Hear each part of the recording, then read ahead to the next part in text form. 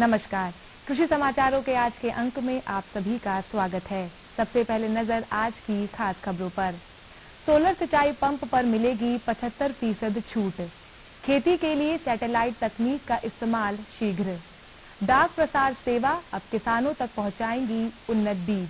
और गेहूं उत्पादकता में पूर्वांचल को अव्वल बनाने के प्रयास। अब समाचार विस्तार से। प्रदेश सरकार द्वारा किसान दिवस के अवसर पर सोलर सिंचाई पंप पर 75% छूट देने की घोषणा से किसान बहुत प्रसन्न हैं। राज्य सरकार ने पूर्वी उत्तर प्रदेश में धान बुआई की नई तकनीक स्त्री को भी बढ़ावा देने का आश्वासन दिया। इसके लिए हर जिले में कम से कम 100 हेक्टेयर का क्लस्टर बनाने की भी योजना है। राजधानी में अब भूगर्भ जल व खेती की समस्याओं को सुलझाने के लिए सैटेलाइट तकनीक का इस्तेमाल जल्द ही शुरू किया जाएगा। UP remote sensing application centre राजधानी के विभिन्न इलाकों में भूगर्भ जल स्तर और पानी की गुणवत्ता पता लगाने के लिए सिस्टम तैयार करने में जुटा है। इस संदर्भ में वैज्ञानिकों का कहना है कि लखनऊ में सबसे ज्यादा खरीफ और रबी की फसल होती है। इसमें भी सबसे ज्यादा फसल गेहूं की है। अंतरिक्ष विज्ञान आधारित इस तकनीक से मिले आंकड़ों के आधार पर किसानों को यह बता पाना मुमकिन होगा कि उनके खेत के लिए कौन सी फसल सबसे अधिक उपयोगी होगी। भारतीय किसान अनुसंधान परिषद ने उन्नत बीजों को किसानों तक सीधे पहुंचाने के लिए डाकघरों के प्रयोग की अनूठी योजना तैयार की है। कृषि डाक प्रसार सेवा के अंतर्गत चिन्हित गाँव के किसानों को ही अभी इस सुविधा का लाभ मिल सकेगा। इस योजना का पहला प्रयोग प्रदेश के सीतापुर जिले पर किया गया। शुरुआती दौर में उन्नत बीजों का पहला पैकेट किसानों को मुफ्त दिया जाएगा। इसके प्रदर्शन से संतुष्ट किसान बाद में बीज पैकेटों को स्कीम के जरिए प्राप्त कर सकते हैं। बेहतर भूमि, प्रचुर मात्रा में पानी व श्रम को देखते हुए कृषि वैज्ञानिकों व केंद्र सरकार ने माना कि गेहूं उत्पादन में पूर्वांचल पंजाब से आगे निकल सकता है। इस बात को ध्यान में रखते हुए केंद्र सरकार ने राष्ट्रीय खाद्य सुरक्षा मिशन में गेहूं की उपज बढ़ाए जाने के लिए प्रदेश के 38 जिलों को चुना है, जिनमें से गोरखपुर, महाराजगंज, देवरिया, बस्ती, संत कबीरनगर, सिद्धार्थनगर, आजमगढ़, मऊ, बलिया, जौनपुर और वाराणसी जिले अकेले पूर्वांचल से ही हैं। कृषि वैज्ञानिकों के अनुसार गेहूं उत्पादकता में प्रदेश को अव्वल बनाने का लक्ष्य पूरा करने के लिए समय से बुआई, संतुलित उर्वरक, उन्नत बीज के साथ साथ समय समय पर फसल सुरक्षा के उपायों को भी लागू करना होगा। किसानों को घर बैठे योजनाओं का लाभ देने के लिए केंद्र सरकार द्वारा किसान पारदर्शी योजना का आरंभ किया जा चुका है। पूरी तरह से ऑनलाइन इस सिस्टम में सरकार द्वारा चयनित कंपनी के प्रतिनिधि ब्लॉकवार भ्रमण कर किसानों को कृषि विभाग की योजनाओं की जानकारी देंगे और उनका पंजीकरण कर फॉर्म भरवाएंगे। कृषि विभाग द्वारा यह भी बताया गया कि जब तक संस्था के लोग नहीं आते तब तक किसान टोल फ्री नंबर 1800 200 1050 पर मिस्ड कॉल कर अपना पंजीकरण करा सकते हैं और योजनाओं का लाभ पहले आए पहले पाए की अवधारणा पर ले सकते हैं। एटा के अवागढ़ और जलेसर क्षेत्र के 1 दर्जन गांवों के तकरीबन 400 किसानों ने बेबी कॉर्न की खेती को अपनाया हुआ है। एटा के प्रमुख गांव भूड नगरिया, जरानी कला, गुड़समा, नगला भूर, अकराबाद, नगला कांस आज बेबी कॉर्न की खेती के लिए प्रसिद्ध हैं। इसकी खेती का जनपद में कुल क्षेत्रफल लगभग 400 एकड़ का है। 8 साल पहले देश में बेबी कॉर्न की खेती को बढ़ावा देने के लिए भारतीय कृषि अनुसंधान परिषद ICAR ने बेबी कॉर्न के बीज देश भर में स्थित कई KVK में बांटे थे। इनमें से एक KVK अवागढ़ का भी था। यहाँ के वैज्ञानिकों ने कुछ बीज भूड नगरिया गांव के कई किसानों को प्रयोग के तौर पर दिए थे। KVK के वैज्ञानिकों का कहना है कि शुरुआत में ICAR से 3 क्विंटल बेबी कॉर्न के बीज आए थे जो HM4 किस्म के थे और उन्हें किसानों को बांट दिया गया। इनसे पैदावार तो अच्छी रही पर मार्केटिंग की दिक्कत आ रही थी, लेकिन अब यहाँ के किसानों ने दिल्ली में मंडी खोज ली है। और अब किसान भाइयों के लिए खेती से संबंधित कुछ समसामयिक सलाह। किसान भाई अनावृत कंडुआ बीमारी से ग्रसित गेहूं की बालियों को सावधानी से तोड़कर जमीन में गाड़ दें या जला दें। अगर खेत में काली गेरुई बीमारी का हमला नजर आए तो मैंकोजेब दवा की 2.5 किलोग्राम मात्रा को करीब 700 लीटर पानी में घोलकर प्रति हेक्टेयर की दर से फसल पर छिड़क दें। मटर और चने के खेतों में फूल बनने के दौरान सिंचाई ना करें। एक बार फूल आने से पहले सिंचाई करें और फिर दोबारा फूल बनने के बाद सिंचाई करें।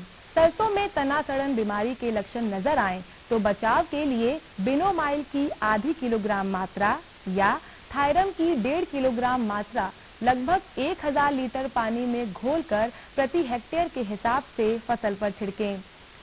जनवरी में नए आलू की मांग सबसे अधिक होती है। आलू की अगेती फसल जनवरी में खुदाई लायक हो जाती है, इसलिए यह काम तुरंत निपटाएं।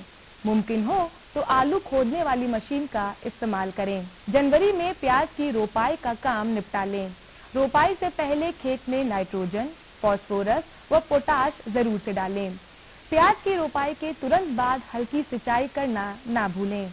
जनवरी माह के दौरान अक्सर आंवले में फल विगलन बीमारी लग जाती है। ऐसा होने पर रोकथाम के लिए ब्लाइटाक्स 58 दवा का इस्तेमाल करें। अंगूर की बेलों की कटाई छटाई का काम जनवरी के अंत तक जरूर निपटा लें। इसी दौरान नई बेलें भी लगा सकते हैं। नई बेल लगाने के बाद सिंचाई करना ना भूलें। और अब एक नजर प्रदेश की मंडियों के औसत मंडी भावों पर।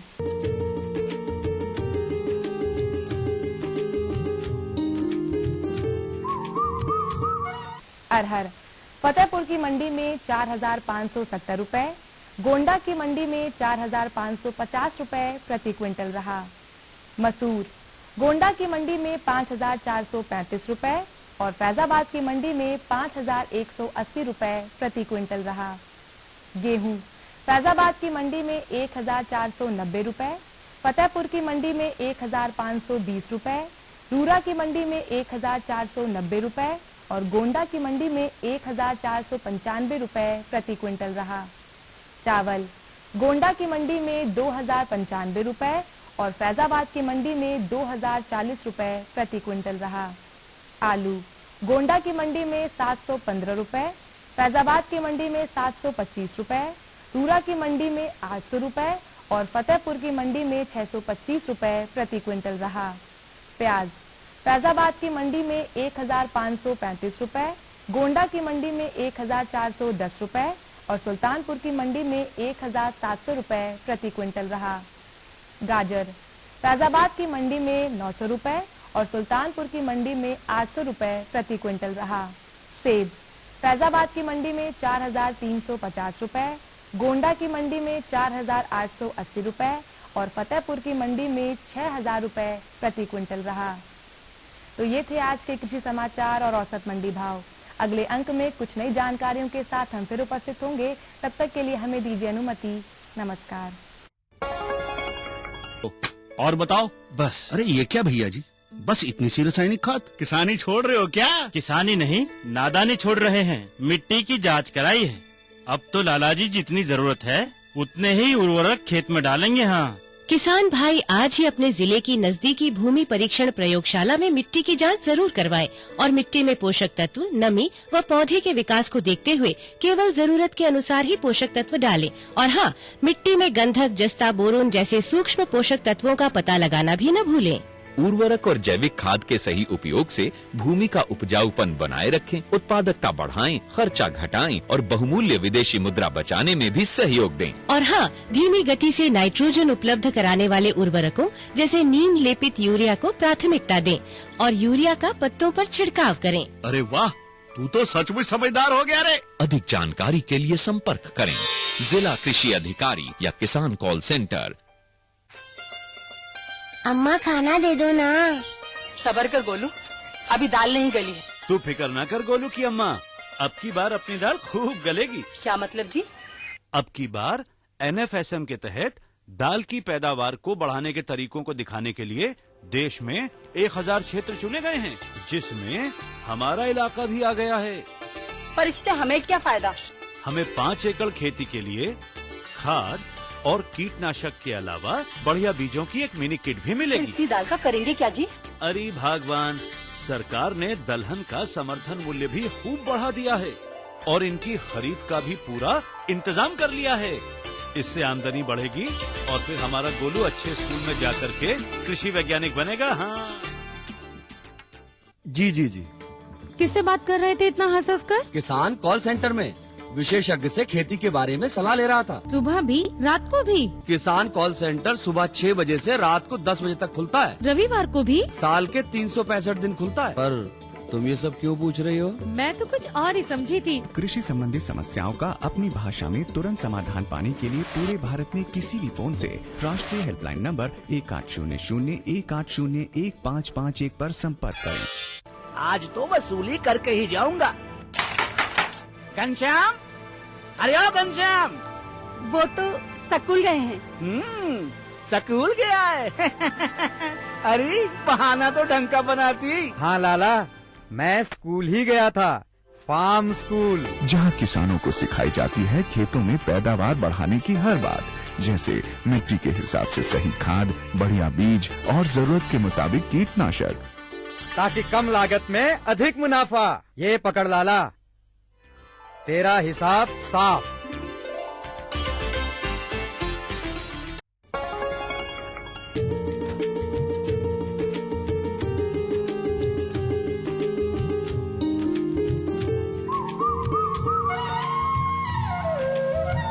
पिछले दिनों बाराबंकी के ग्राम दौलतपुर में कृषि तकनीकी हस्तांतरण सम्मेलन का आयोजन किया गया। इस अवसर पर मृदा स्वास्थ्य कैसे सुधारें, इसके बारे में इफ्को के डॉक्टर आर.के. नायक ने विस्तार पूर्वक बताया। जिंक, इस पूरे पूर्वांचल में जो है जिंक की कमी जमीन में है। खैरा रोग होता है धान में, हर कोई किसान भाई जानता है, हर जगह जिंक मिलता है। जिंक का प्रयोग किसान भाइयों को करना चाहिए। इसके न करने से भी बहुत सारे रोग पैदा होते हैं। जो शरीर के ऊतक और हड्डियों के विकास में जिंक का सबसे ज्यादा योगदान है। प्रजनन क्षमता को भी जिंक की कमी प्रभावित करता है। जो हड्डियों को जोड़ने वाले लिगामेंट्स और टेंडोन होते हैं, उसमें भी जिंक का महत्वपूर्ण योगदान है। तो मेरा किसान भाइयों से अनुरोध है कि इसका भी जमीन में प्रयोग करें, लेकिन इन सबका प्रयोग करने के साथ साथ आप वैज्ञानिकों द्वारा बताए गए रासायनिक उर्वरकों की मात्रा पर जरूर ध्यान दें और खेत में आवश्यक है कि आप जैविक कार्बन की मात्रा को बढ़ाएं। इसके लिए आवश्यक है कि आज धान की फसल कट रही है, किसान फसल अवशेष को जला दे रहे हैं। अगर आज इस गोष्ठी के माध्यम से आप लोग ये शपथ लें कि कोई भी किसान कंबाइन से खेत काटने के बाद ना तो धान ना तो गेहूं की फसल को जलाएंगे नहीं। धरती की ये पुकार है कि आप इस धरती से अपने लिए जो भी अन्न उत्पादन करते हैं उसका आप प्रयोग करें, अपने मवेशियों के लिए करें, लेकिन उसके बाद जो भी फसल अवशेष बनता है धरती को लौटा दें। इसको कतई न जलाएं, इसको जमीन में जुताई करके पलट दें। जैसे धान की खेत में इसमें आप कटाई कर लिए हैं, अगर नमी पर्याप्त मात्रा में करके 20-25 किलोग्राम यूरिया पर एकड़ डाल दें और इसको खेत की जुताई कर दें, 10 दिन बाद आप देखेंगे फसल अवशेष सड़ने लगता है। अगर आप ऐसा करते हैं तो जमीन में जैव